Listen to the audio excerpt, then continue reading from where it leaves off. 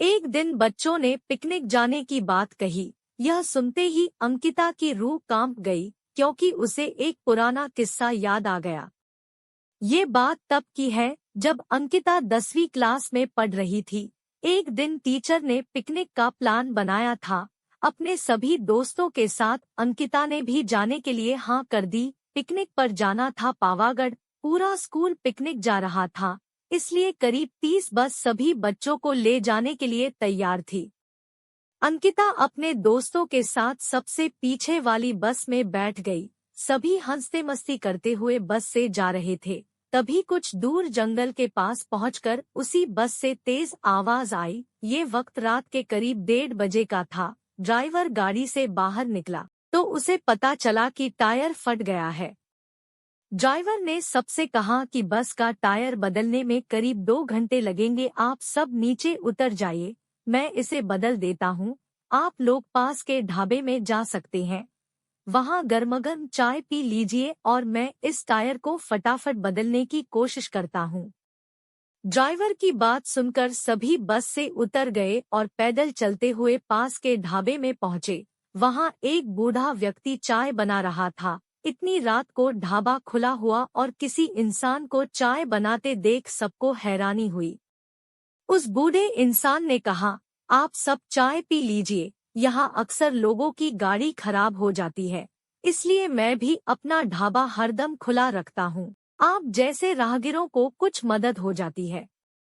उनकी बात सुनकर सबने चाय का ऑर्डर दे दिया। उन्होंने कुछ ही देर में सबके लिए चाय बनाकर मेज पर रख दी। चाय पीते हुए अंकिता की आंखें एकदम ढाबे की छत की तरफ गई। वहां अंकिता ने एक औरत को सफेद रंग की साड़ी में खुले बाल लहराते हुए देखा। कुछ देर बाद वो जोर जोर से हंसने लगी। भले ही हंसने की आवाज किसी को सुनाई नहीं दे रही थी, लेकिन अंकिता ने उसे मुंह खोलकर हंसते हुए देखा था।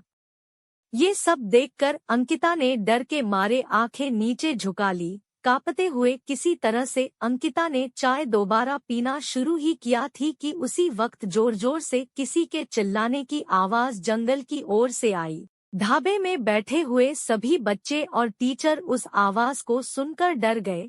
सबको डरा हुआ देखकर उस बूढ़े इंसान ने कहा कि मैं देखकर आता हूँ क्या हुआ है, आप लोग यहीं बैठे रहो। इतना कहकर वो आवाज की तरफ बढ़ गया। तभी एक लड़की को खून की उल्टी लगातार होने लगी। उसको देखकर सबकी हालत और खराब हो गई। उसी समय एक टीचर ने कहा कि तुम सब आग जलाओ और उसके बगल में बैठ जाओ। सबने मिलकर आग जलाई और गोल घेरा करके बैठ गए। टीचर ने सख्त लहजे में सबसे कह दिया कि अकेले कोई कहीं नहीं जाएगा। वैसे भी सब इतना डरे हुए थे कि अकेले कहीं जाने की हिम्मत हो नहीं रही थी। आग के पास बैठे बैठे 3 बज गए। तब कहीं जाकर वो बूढ़ा इंसान जंगल से लौट कर आया। उसने सबकी तरफ देखा और कहा कि उस चीख को सब भूल जाना, नहीं तो जीना मुश्किल हो जाएगा। इतना कहकर वो ढाबे के अंदर चला गया।